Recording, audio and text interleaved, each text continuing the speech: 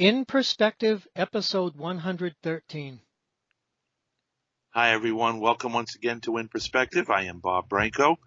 As always, it's a real pleasure to have my good friend and co-host, Al Hensel. How are you? I'm doing very well, Bob, and I hope you're doing well on this very sweltering weekend here in Massachusetts.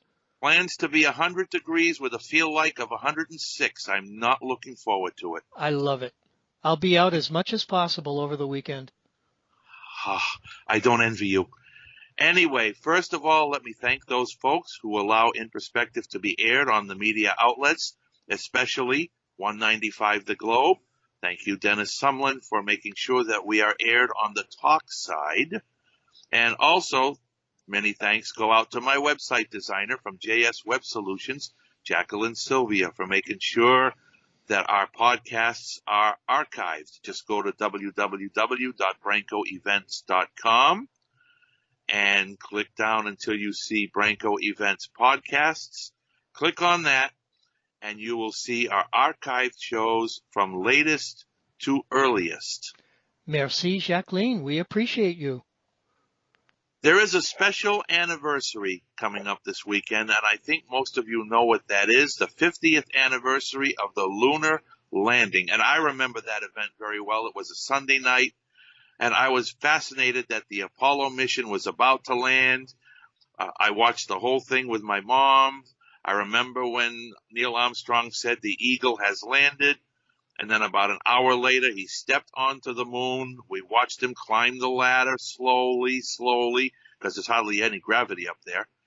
So he started walking slowly on the moon, and then he said the magic words that we all remember today. One small step for man, one giant leap for mankind. As a matter of fact, I remember that so well that the word giant broke up as he said it. And Al, you probably remember that. Oh, very well. It said one small step for man, one leap for mankind. And I knew he meant to say giant. But today we have as a guest a man who worked at NASA, not only during that mission, but 4 other Apollo missions. So this is going to be fascinating to find out what goes on at NASA and what people's roles are, especially our guest, David Dvorkin. And he's going to talk to us about all that. David, it's a real pleasure having you on the show. Thank you. It's a pleasure to be here. So, David, when were you exactly working for NASA? I worked there from September 1967 to November, I think it was, of 71, October 71. So pretty much from Apollo 7 till about Apollo 14 or so. Well, 15. 15 was my last mission. And it was also the only one that I was actually on the console in the Mission Control Center. You know, the one you see with all the people sitting at the console, looking tense and nervous. Okay, so what were you doing for the other missions? Oh, well, actually, most of the people working there are not on the console, not in front of TV cameras. There are hundreds of thousands of people in offices doing all kinds of mathematical analysis or in workshops building hardware and testing hardware and so on. That was the real NASA and the real space effort. I was doing an error analysis of the rendezvous phase. This is after the lunar module liftoff and the moon went into lunar orbit and had to rendezvous with the command module so that they could go back to Earth in the command module. And during the rendezvous, the 2 spacecraft were locked onto each other with the little radar dishes and doing various kinds of navigation calculations, corrections with the rockets and steering rockets and so on, so they could come together. And what I was doing was doing a mathematical analysis to see how accurate that would be from the lunar module point of view. And there was another guy there, a fellow engineer, who did exactly the same work for the command module. So our job was to make sure that the errors would be within some kind of reasonable amount, and they could go ahead and take the risk of doing it. You know, David, I feel for a guy like Mike Collins, because imagine you're going all the way up to the moon with your friends. I know. And poor Mike Collins doesn't get a chance to enjoy the fun with his friends. Well, in fact, not only that, it would have been if they had crashed on landing, which some people were afraid they might, or if anything had gone wrong, it would have been up to someone to say that they'd write them off and Collins comes home alone. Yeah, I see. Now, is there any extensive training in order to become a NASA employee? I don't know about now, but there was not in those days. They were hiring like mad, like crazy, because they'd been given the go-ahead, as I was telling you earlier, the go-ahead after the fire. So they were just hiring like crazy, and they were recruiting on college campuses. And I was a math major. I had a lot of astronomy and physics, so they were eager for people like me. And then they would train us to do the aerospace stuff right there on the job. There weren't very many aerospace majors. I don't think there was such a thing as an aerospace major at that time. There were engineers and aeronautical engineers. There were people who knew a lot of the engineering stuff, but really, most of it was learned on the job, I think, for most of us anyway. I don't know if that's different now. But now there is an aerospace major, and there are a lot of people who actually, well, I don't know about a lot. There are people who get very good training in all of that in college. So it could be that NASA, since they don't have a giant staff anymore, they could be that they hire people like that preferentially. Now, you referred to a fire. Could you explain to some of the listeners who may not know what fire you're talking about? What fire are you speaking of that happened? Yeah, that was the Apollo 1 fire, which was a real disaster. It was going to be an Earth orbiting mission to test out some of the components of the command module. I think mainly was supposed to test out the command module in Earth orbit. And they were doing some training and testing on the ground. They had the command module on the ground, and the astronauts got into it, and they loaded it with the pure oxygen atmosphere that NASA was using. And they were doing various tests, and a fire started. This is called Apollo 1. It was the Apollo 1 mission. A fire started, and because of the pure oxygen atmosphere, the fire just was incredibly hot. It was like inside a blast furnace or something. And the three men died, were incinerated before they could even get them out, before they could unlock the hatches or whatever. So that set everything back tremendously. I mean, it's not only a huge psychological shock to everyone in the organization, but it highlighted all kinds of safety shortcuts that had been trying so hard to get the mission off quickly in time. And to reach the moon by the deadline that John Kennedy had set, that corners had been cut, and it turned out sort of autopsy on the capsule showed that there were a lot of sources of fire inside the capsule. The idea, since they used the pure oxygen atmosphere, the design was supposed to be everything completely fireproof. Nothing could cause a fire, but they found the opposite. Very quickly, they started finding all kinds of things in the capsule that could cause fire. They had to do a lot of redesigning, a lot of retesting, and really tighten up procedures and test procedures before they were given the go-ahead to start. Well, unlike the shuttle missions, where they pretty much stopped the program after that accident in 1986 involving Krista McCullough, the Apollo missions went on as planned, from what I remember, after the fire, no matter what. Oh, no, everything was on hold. Because I remember back in 68, they had Apollo 7, which I think was the first. Wasn't that the first orbit of the moon? Apollo 7? No, Apollo 7 was another orbital mission. Okay. It was Apollo 8 then. Was the one, Apollo 8 was the one that went to the moon. Yeah, Christmas of 68. That was 8. Yeah, that was 8. And then 9 was in March, and 10 was in May, and then 11 obviously was the lunar landing in July. Yeah. 8 was supposed to be originally intended to be another Earth orbiting mission to do more testing, but they changed it to a lunar orbit because we got word that the Russians, the Soviets, were about to send a man to the moon, and so we had to beat them. They weren't. That story was false. It turned out that.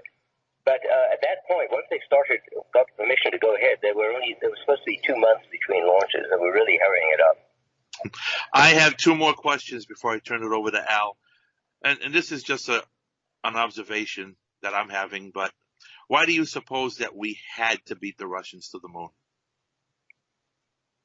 I don't know, but it had been going on for some time. We were very proud of our space program before we ever did anything, and then all of a sudden the Russians put a satellite in orbit. And we were still trying to launch rockets that were exploding on the launch pad, and they were putting satellites up.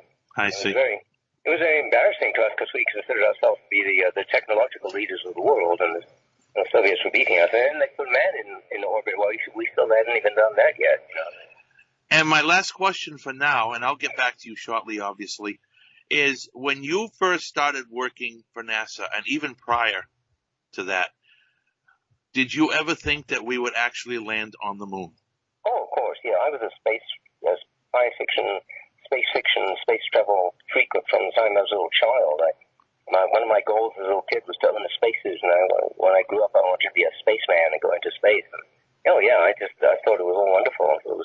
I had no doubt that we would land on the moon, we'd settle the moon, we'd go to Mars, and all over the solar system.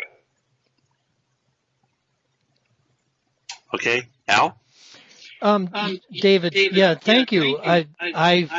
I'm speaking to a person who has participated in greatness in history. I can't tell you how bowled over I am to just have the privilege of talking to you because of my intense fervor the whole way with the space program. And I'll just mention regarding the news of that fire in 1967, I remember hearing about it for the first time at 8 years old, 8 years old, and thinking that I would remember that moment for the rest of my life. And some 52 years later, plus, I do. It just was that devastating and shocking, I think, to all of us. And it sounds to me as though they were probably able to accomplish some incredible feats, getting that program back on track by, I believe you said it was October of 67? September when I started working there. Okay. Do you agree with my assessment that what was it, 8-9 months was an incredible amount of time given the monumental setback that occurred? Oh, absolutely. It was amazing. And the first manned mission after that was Apollo 7. That wasn't that much later, October 68. So sure. Yeah, they did it all. That included all the redesign and reworking of the capsule to get rid of all the fire stuff. Yeah. So David, fast forwarding to the first time that the LEM and the service module had to reconnect, you said you played a directly vital role in that process. Well, yeah, along with a lot of other people. No, of course, sure. Well, one of NASA's secrets was to break the program down into bunches of tiny little parts, and the whole project was immensely complicated, but the hardware, the software, everything else. It was all broken down into these tiny, tiny little jobs so that like one person or one or two people could do it by themselves. And so there were over 400,000 people who worked on Apollo. That is amazing. Yeah, that's amazing. So my question for you, David, which Apollo mission was the first of that characteristic where LEM and command module had to meet up again? Excuse me, it was Apollo 9. Okay. That was Earth orbit, and that was the purpose of that was to test the whole rendezvous. Sure. First time they actually sent an operational command module and lunar module into Earth orbit. They separated. The lunar module went away a little bit, and then rendezvous, trying to mimic what they would be doing around the moon to make sure everything would work. Baby steps. And then 10 was sort of the dress rehearsal. And then 10 was the dress rehearsal, where they did everything but land, and then all that was okay. And then they practiced everything going down part way, then ascending back up again, rendezvousing, and coming back to Earth, because that was around the moon. And then 11 was the actual landing. So during 9, David, because obviously for folks in your bailiwick, in your section of the whole mission, 9 is the groundbreaking event. This is the first time in humankind where this redocking procedure has ever been tried. Can you describe to us from memory the feelings that were going on, not only in the room where you were, but just kind of as that whole piece of the mission was coming back together, was taking place? Uh, how did you feel? How did folks around you feel during that whole process? Well, tremendous relief because we really weren't sure it was going to work. If it didn't work, that would have scotched the whole thing. Sure. It delayed it tremendously. And I was actually skeptical because I tell this little anecdote in the book. The two of us who were doing the two rendezvous things, one from me doing it from the lunar module, and the other engineer from the command module perspective, were coming up with really bad potential errors in navigation. Oh boy. It looked really, really bad. And they kept refining it and working on it to make it better, but I was very skeptical. I really wondered if it was going to work at all. Oof. What would happen if it didn't? Then the guy who was in the lunar module, he'd be in Earth orbit. He wouldn't be able to return. He had to get back to the command module to be able to re-enter the atmosphere. Sure. Otherwise, he'd be staying in orbit. And then, yes, and it worked beautifully. It worked just fine. That was nice. So you expect, one sec, Phoebe, I know you're itching to get back in. So David, you expressed a little bit of skepticism about whether all of this could be pulled off. Were there backup plans, backup to backup to backup, or was this just it? I think all the eggs were in one basket. Oh boy! Wow. Okay. What would the backup plan be? There was no other hardware, no other way to do it. Sure. Okay. Now, David, if I remember correctly, the commander for 9 was McDivitt. I think that's who it was. Yeah, that sounds right. Okay. 10, I don't remember who 10 was, but I know that 9 was McDivitt. And I mainly remember the other two. Dave Scott was the command module pilot, and Rusty Schweikert was the that's it, Schweikert. Pilot. Yeah. Yep. Yeah, McDivitt. That's right. Yeah. Okay, so let's move on to 11, which took off on the 16th of July of 1969. And I remember listening to David Brinkley and all the promos and then all the play-by-play, for lack of a better term. And I found out a lot of things about trips to the moon that I didn't know, obviously, because it never happened before. It takes about 2.5 days, I guess, for a rocket of this ilk to travel from the Earth to the moon. And the moon is approximately at its closest orbit, 225 million miles away from Earth. So you're looking at... Wait. Isn't that 1,000, Bob? 1,000. All right, 1,000. I'm sorry. You're right. 225,000 miles from the Earth to the moon. Now, you're talking a very fast speed that the rocket is traveling. And I can imagine the acceleration, how the astronauts feel in the cockpit, in the rocket itself, when that thing accelerates. The impact of that acceleration must be really interesting and intriguing. Well, I think most of the acceleration is during going up into Earth orbit. Once it's in Earth orbit, it's relatively gentle, going out of Earth orbit and then the maneuvers on the way to the moon.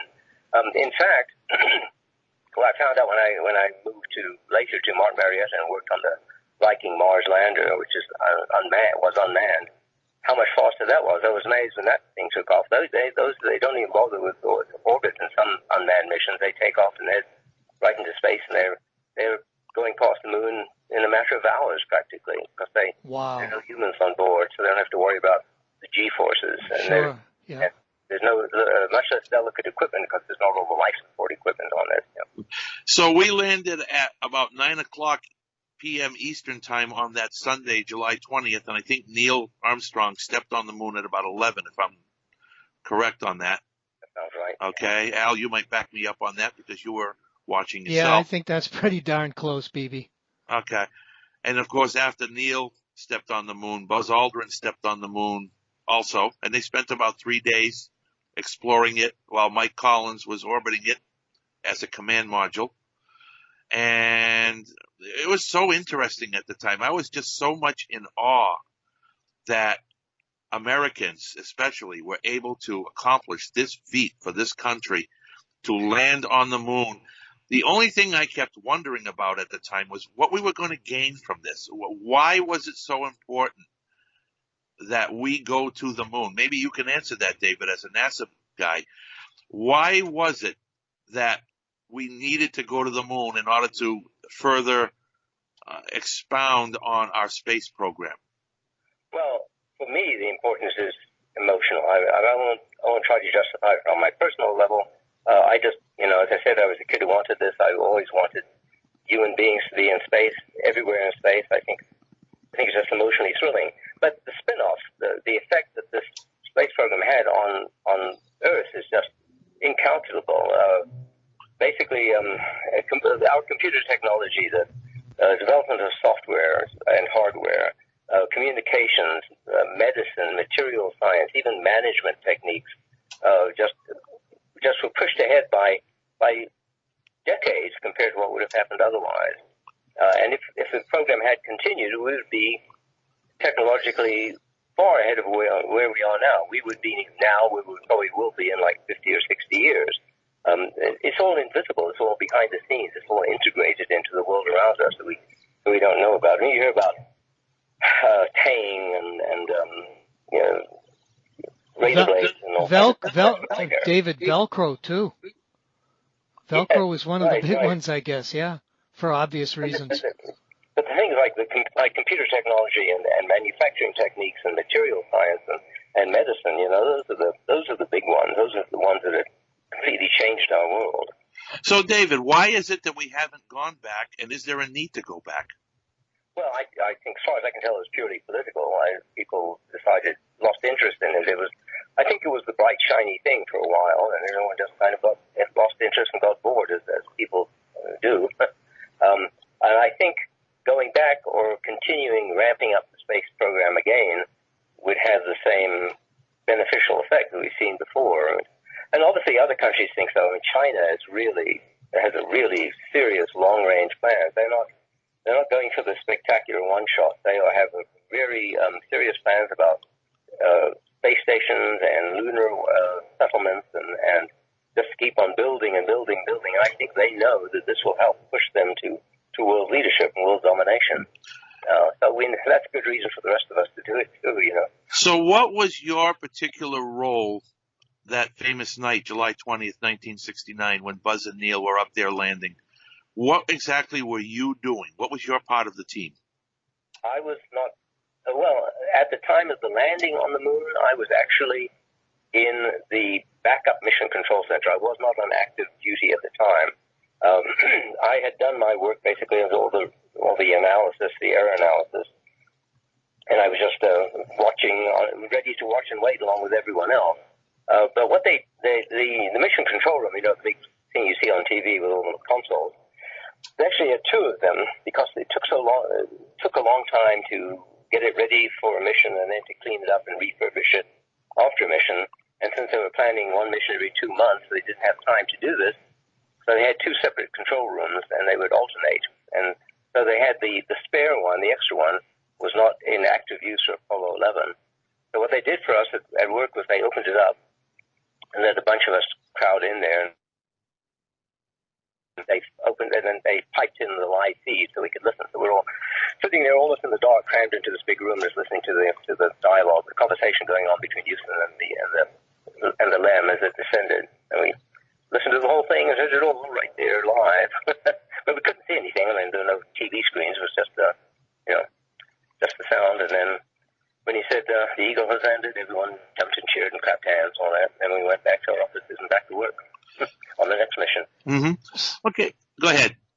David, so during your first salient moment, peaceful moment, after Aldrin and Armstrong landed, and then you knew they were safe back in the service module, they were winging their way back to Earth at that point. At what point during the mission or post-mission were you actually able to collect your thoughts and sit either by yourself or with other folks and think and really sort of grasp and digest what had just happened? Well, I don't think anyone there really did that until they landed safely. Okay. Because the trip back was the re-entry. That was the other big point. Would they be able to re-enter the atmosphere safely and successfully and be picked up at sea and all that? And right. That was all very tricky and dangerous times. And I don't think anyone relaxed at NASA they heard the crew was safe on board one of the Navy ships, the recovery ships. And at that point, yes, it just seemed, I don't know, just overwhelming, too amazing for words. Were you and Lenore together at that point, David?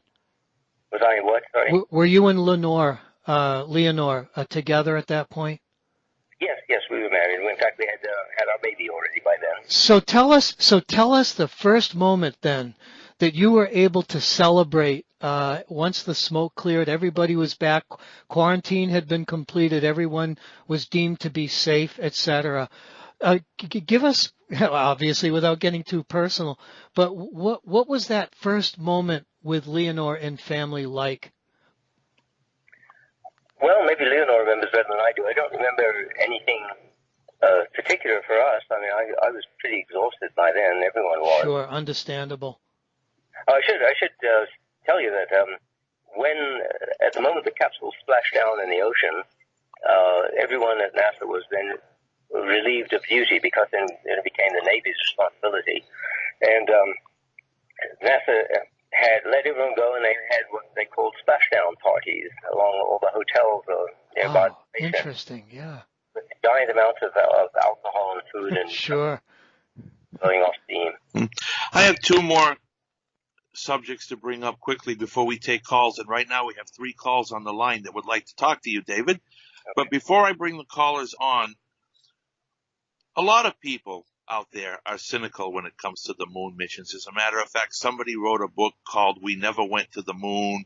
There's been a lot of talk that this was all a show to impress the Russians, that it wasn't the moon's surface, it was some great plane out there in Nebraska. And thankfully, David, you're on this show to prove that that wasn't true because you worked for NASA. You know that it happened. But have you heard that stuff? Because I have. Oh, yeah, I've heard that. I've gotten in arguments with people online. It's just utter nonsense. Of course it happened.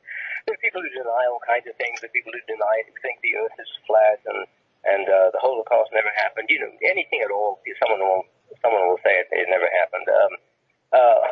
This is an opportunity for me to mention my book Yes, please do, David. I was going to ask Bob to have you do that. Because I have a brief chapter in there addressing this question of the hoax, and I give some links to some very good places online that debunk that idea, and that it's a hoax. And I also give my own argument showing that it's not a hoax. The book is called When We Landed on the Moon, a memoir by me, and you can find all about it on my website, Dvorkin.com, or you can even search for it on Amazon. And could you just spell that out for our listeners, David, please? Which part? The web address. Okay, the web address is www.dvorkin, D as in David, V as in Victor, ORKIN.com. And if you add to that a / and then Moonland, MOONLAND / that'll get you right to the page for the book. Or you can go to Amazon and just search for David Dvorkin. I will be picking the Kindle version up on that too, David. Absolutely. Okay, so it's www.dvorkin.com /Moonland. Correct. Okay. One more issue I would like to bring up. I'm going to fast forward even further to April of 1970. And I think Al knows where I'm going with this. Oh, yeah. Okay, Apollo 13, Houston, we have a problem. Okay, tell us exactly, because I've always really wanted to know what the problem was and how they ended up safely back on Earth. Well, I don't remember what exactly it was that exploded, but it was part of the life support system, one of the tanks, an oxygen tank maybe, I think, in the service module. The command module of that capsule that lands back on Earth. That's all that's left of the whole mission by the time they get back to Earth. And attached to that was a kind of cylindrical tube called the service module that had oxygen tanks and all kinds of other stuff, life support systems for the command module. And as they were going toward the moon, one of those tanks, I believe it was an oxygen tank, exploded and blew out the side of the service module. So at that point, the focus became on getting them back alive because obviously the mission had to be aborted. But they were already on the way to the moon. They couldn't just turn around. So they had to go all the way to the moon and loop around it and come back. Oh, and I should explain that one of the design ideas that they used in NASA was what they called a free return trajectory. Every Apollo mission, when it headed to the moon, was on a trajectory so that if they didn't do anything, the moon be pulled around the moon by the moon's gravity and shot back toward it. So that was a safety measure. And Apollo 13 used that idea. Was able to come back around. But the problem was that because of the explosion of the service module, they didn't have all the life support they were supposed to have to support the full roughly 1 week, 10 days, whatever it was. So how did they make it back alive? So there's some very smart people some of whom I knew at NASA in Houston who knew the hardware really well and came up with all kinds of jury-rigged gadgetry, that enabled them to do it. Like they used the air recirculation on the lunar module and fed it through a long series of tubes from leftover food bags or something like that. Sort of like a transfusion. Pardon? Sort of like a transfusion.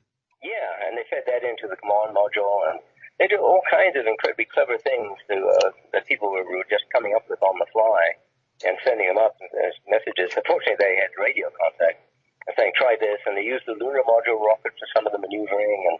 And I remember I was there at my desk working on another mission, and people were coming in from their duty in the mission control room and shaking their heads and telling me in low voices that they'd been speaking to people and they weren't expected to make it. They were going to run out of the air and they'd arrive back at Earth, that they'd be suffocated by the time they hit the atmosphere and so on.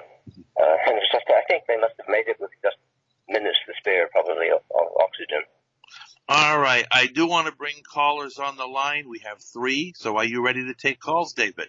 Yes, I am. All right. Steve from Attleboro, Massachusetts. You are on the line with David Dvorkin. Go right ahead.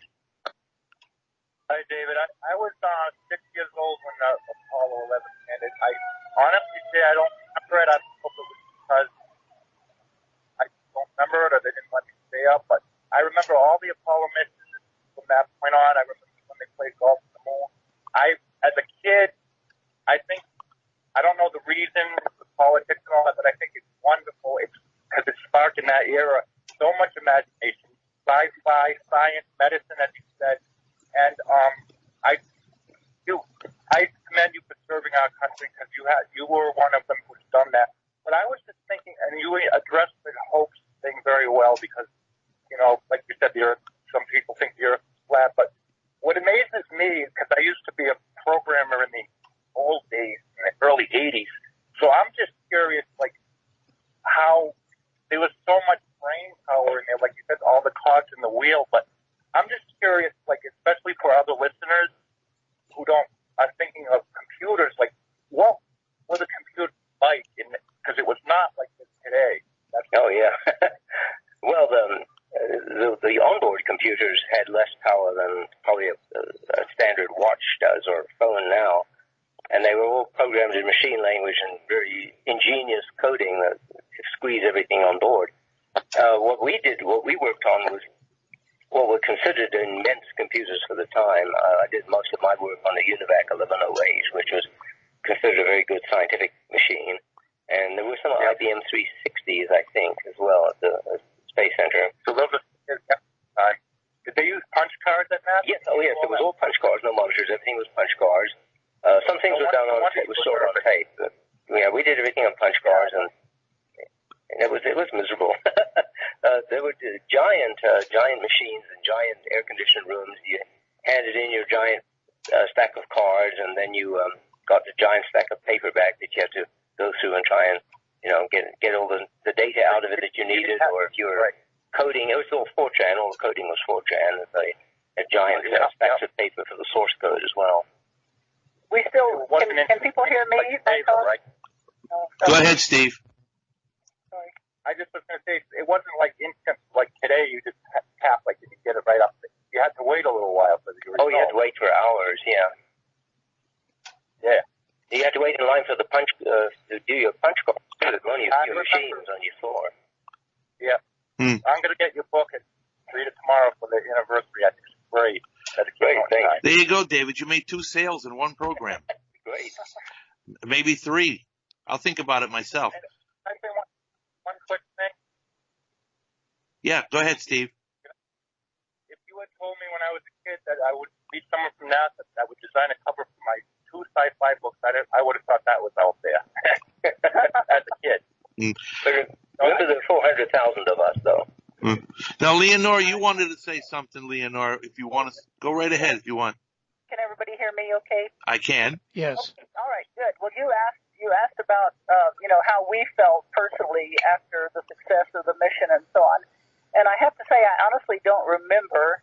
What I mainly remember from Apollo 11 is our son, Daniel, was just under 5 months old at that time. So, of course, he couldn't really understand what was going on. But I remember very clearly sitting on our living room floor, holding him kind of upright and looking at the small black and white TV that we had at that time and saying, when Neil Armstrong came down the ladder saying, "Your daddy worked on that," all excited. Yeah, that is so amazing, Leonore. I think so. He honestly seemed to kind of understand. Maybe it was just the word daddy, because he was always a big fan of his daddy. And I remember that he sort of kicked his little legs and grinned his little toothless grin, and said "goo goo gaga" or whatever babies say. but he really seemed excited by it, as I was, of course. But sad to say, I really don't remember, how we felt right after when David got home. But another thing that David talks about somewhat in his book is which is personal, as well as technical about the missions and everything. But at the time, he was also a graduate student at the University of Houston, getting his master's degree in mathematics and working, under tremendous stress and huge numbers of hours for NASA. And we had a baby at home, so it was just this terrible combination of stresses for him. And I remember very clearly that he was only getting, like 4 and maybe 5 hours of sleep a night if he was lucky. So, as he said, he was just really mainly exhausted. But, of course, everybody was, just terribly excited and happy about it. But, what we did personally after that, I really don't remember. It's all a blur, as they say, right, Leonore? Really is. Well, kind of, yes. I mean, Sure.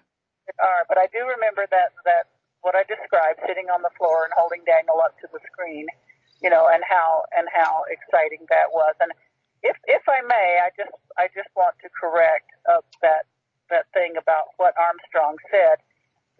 Later, very recent computer analysis of what he said is that he did say this is one small step, or that's one small step for a man. He did say a man, and then a giant leap for mankind, because it really wouldn't have made sense for him to say, it's this one small step for man, a giant. Okay, because Leonore, it made sense at the time to me.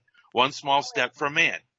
But logically, but mankind means the same thing. True. So it would have been redundant. Yeah. And he always said, that what he said was, it's one small step for a man. Yeah. The only logical thing. And it was his accent, his Ohio accent. Yeah. Because, like if you say it really fast like that, one small step for a man, like that. Now, see, I just said the word but I sort of swallowed it. Mm-hmm. Sure. With radio quality, but later very sophisticated computer analysis has confirmed that he did say one small step for a man. And David talks about that in his book as well. Okay. So I just wanted to, say that there. Well, thank you. Real quick, let me jump in, David. A question directly for you. How many seconds did it take to get radio waves from the Earth and Moon, or the other way? I don't remember. It is a few seconds, 10 seconds, something like that. 10, okay. Yeah. All right, Cleora from Texas, you are on the line with David Dvorkin. Go right ahead. Hello, David. Hi, hello. This is just amazing. When I saw Bob's email, I thought, wow, I didn't know you were there. I just wonder, of course, I remember back in the 80s, I started my career in computers back in the 80s, and I remember those punch cards. And it's just amazing that they were able to do, what they did with the limited amount of technology as compared to today. And I wonder, And I wonder if the reason they were so clever at solving some of these problems is because they grew up in an era where they were taught to solve problems. And I wonder, you know, with the technology we have today, it's really kind of sad that doesn't seem to me like we've gone forward any. Seems like, if anything, we've stagnated or stepped backwards. Well, actually, I have to disagree with you there. The computers that we had at the time, of course, they seem primitive now, but they seemed like amazing gadgets, amazingly futuristic gadgets, machines to us at the time, and they were amazingly powerful by the standards of the time. But you know, I stayed in the computer world until 10 years ago when I finally retired. And I worked with increasingly younger kids, younger than me all the time. And those kids are brilliant. They were at least as brilliant as my generation was, and they can do more because they have better tools to work with. The kids you see in the control center now on the missions, they're doing these unmanned missions that are going out now all over the solar system. Not just American, but European, Chinese, and soon Indian as well. They are amazing machines with amazing software, and you see the control rooms, and there's a bunch of young kids, just like we were. We were in our 20s at NASA, and they're the same kids. The difference is that they're doing everything on these incredibly powerful little laptops in front of them instead of the giant machines.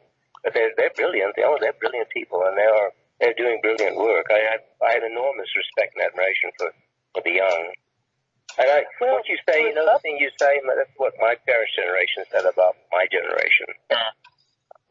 Well, of course, they grew up with the technology, and as I understand it, there's certain parts of the brain that can only develop at a certain time. And if that, say, for example, the computer technology wasn't available when we were growing up, then, you know, those kids have that kind of step ahead there. That is true. You know, they understand it much better. I agree with what you're saying. But it just, I don't know. Well, here's something else to think about. The reason we beat the Soviets, and the Soviets never tried to land a man on the moon, is because they didn't have the computer technology at the time. They did, however, have the most brilliant mathematicians in the world, and they had people who could do computations, do the computations by hand faster and better than anyone else in the world, and very primitive computers. So they were even better at solving problems than we were, but they couldn't pull it off without the powerful computers to back them up. So and that's the real reason why they gave up, never made it to the moon. I see. Well, they had they didn't have. We developed the computer first, so that gave us the. Well, actually, the computer developed in England first, but I say that. Really? And then World War II, the Brits were using computers and pushing them ahead, and then after the war, America really forged ahead with computers. But it was in the Western world that computers were really, really developed. And in fact, one of the reasons that we have great computers is before, in the late 50s, what was then called NACA, the agency that later became NASA, would put out requirements to the IBM and the other computer companies, and they would say, if you can develop a computer that will do such and such, so many computations per second, et cetera, we will give you this big prize money. And so they were all scrambling, all the computer companies started scrambling to develop that, and that was one of the reasons that by the time Apollo came along, America was so far ahead with computers, and one of the reasons why we are so far ahead with computers now because of that. What does the C stand for in NACA? Good question. National Air. Good question. I should look that up. It was not space, obviously. Good question. Let me Google that right now. See, I can do that because I have this fantastic. You know, we can do now that, you know, it's amazing. There's things that I can do now that I can do all by myself. And say, even 50 years ago, you know, someone who's visually impaired would be totally dependent on someone else. That's right, and you can thank NASA for a lot of that. It was National Advisory Committee for Aeronautics. Wow. And now it's the NASA. It's something. National Aeronautics and Space Administration, Bob.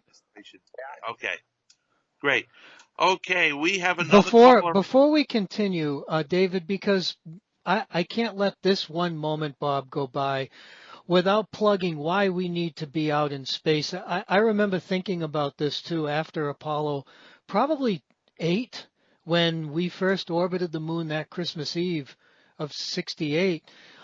One of the reasons why we have to be in space now, one of the reasons why we dropped the ball really after Apollo 17 for a bit and then just kind of let it sort of cruise along, and why we need to get more heavily involved as a global force is that eventually, David, and I think you'll agree with this, eventually, if we don't explore space, if we don't explore what's beyond us, we will be doomed as humankind at some point in the future. It's as simple as that. That's certainly the way we're headed now, yeah. Yeah. Okay, because after the lunar landings, we stopped for a while. Then we had the shuttle for several years. And I guess there was a purpose for that. It seemed in a way that was a setback. Here we were on the moon, and all of a sudden we're the space shuttle. And now, of course, there's talk about Mars. But that to me, that's a stretch in many ways. What do you think, David? Yeah, I think we're going to have to perfect going to and from the moon regularly first, and then try to launch from the moon. It's much cheaper and easier to launch a big spacecraft on the moon or from orbit than from the surface of the Earth because of gravity. So I think we need to be able to build up that capability on the moon. And by the way, that's something the Chinese are working to do. Well, what about the Voyager? The Voyager seemed to have been successful. I know that was unmanned, but... Yeah, and that's the reason, right? Yeah. Oh, yeah, that was a wonderful thing. But if we want human beings, then it's a much bigger, more complex task. And in fact, we probably do need to focus more on artificial intelligence and robotics because we don't have to worry about the life support. That would be something we could push ahead on faster, I think. And David, just to sort of finish up on the point that I think you'll agree with ultimately or more broadly, I'm thinking not just in terms of scores or even hundreds of years. My thought is if we make it past hundreds of thousands or into the low number of millions of years, when things cosmically begin to change and happen not in our favor.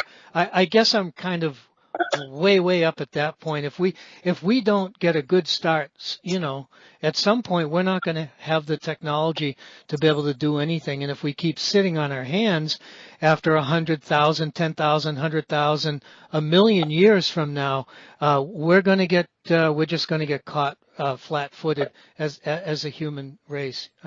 Do you agree to that way out?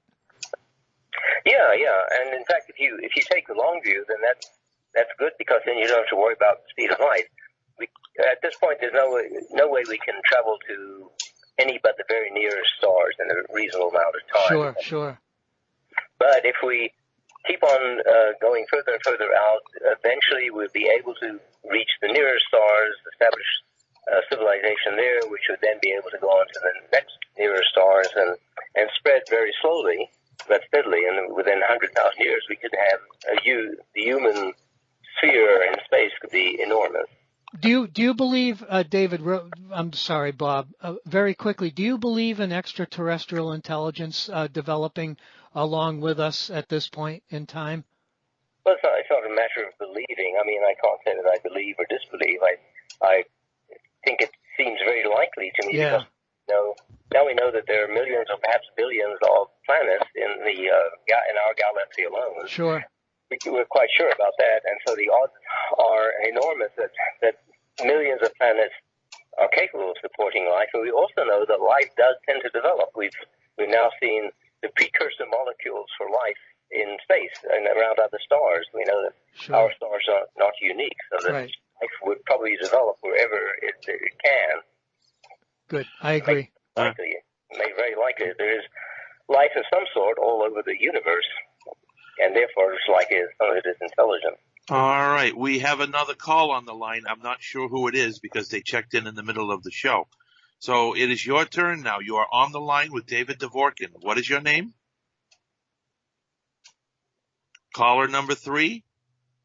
If you're trying to talk to us, just, what is it, *4, Bob? 4-star. 4-star, sorry. To unmute. Because I did hear a check-in after Steve and Cleora. So if you're still on the line, it's your turn. Otherwise, we'll just move on. Okay, so again, David, this whole experience, and you probably outlined it very thoroughly in your book, I'm sure that it's designed to educate the public as to what goes on and why it's so important that we accomplish these goals. Yeah, well, in fact, one thing I said in my book is these days of self-publishing, I really hope that many, many more people will write these memoirs from all these different perspectives, all the different little parts that they were involved in to keep building up a big picture. Right after Apollo, there were big books written about it, and there were memoirs written by astronauts, famous people who were already before the cameras. But I really wish all the others, all the hundreds of thousands of others, or at least many thousands of them, like me, who were like me, would write up their experiences and publish them. Mm-hmm. I'm sure a lot of listeners would like to know, and maybe you know the answer, maybe not. What is Neil Armstrong doing today? I don't know. Neil Armstrong died a few years ago. Oh, he did. How about Buzz Aldrin? Buzz Aldrin is still alive. He's quite active. He's involved in advising the President's Council, I think, on space exploration. He's active in public relations type work for the space program. He's quite old now, but he's very active still. Mm-hmm. And Mike Collins? Collins, I think, is retired. I did see something about him just recently coming back to Houston for this 50th anniversary. But he's very old. They're all very old. They were pretty old at the time by my standards. I was in my 20s. The astronauts were some of them in their late 40s, and even more than that, maybe 30s and 40s, late 40s. So here we are, 50 years later. They're very old men. They're still alive. Must be all that tang.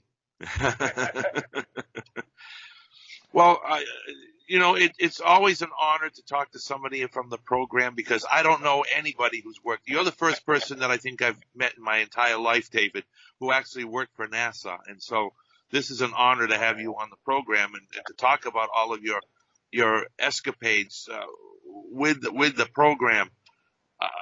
And I know that there's a lot of work that always has to be done, things going on every day, changes that have to be made. And you talked about the technology.